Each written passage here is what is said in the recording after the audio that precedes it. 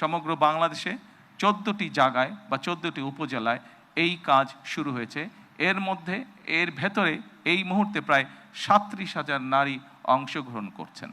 আমাদের এই কড়াইল এলাকা, ভাসান্ট এলাকা এবং সাততলা, এই 3টি এলাকায় প্রায় 15,000 নারীকে এই কার্ডের সুবিধার আওতায় আজকে নিয়ে আসা হয়েছে।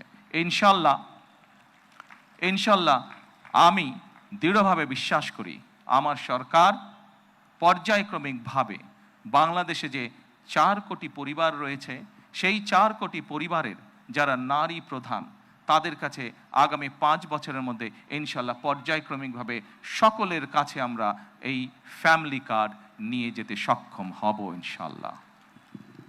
বাংলাদেশের কৃষক ভাইদের কাছে আমরা প্রতিশ্রুতি দিয়েছিলাম যে বিএনপি সরকার গঠন করতে সক্ষম হলে যাদের কৃষি ঋণ 10,000 টাকা পর্যন্ত আছে, কৃষি ঋণ সুদ সহ, সেই কৃষি ঋণ বিএনপি সরকার গঠনে সক্ষম হলে সেই কৃষি ঋণ আমরা মৌকুফ করব। আল্লাহর রহমতে আমরা গত সপ্তাহে সেই 10,000 টাকা পর্যন্ত কৃষি ঋণ মৌকুফ সরকারের পক্ষ থেকে করে দেওয়া হয়েছে সুদ সহ।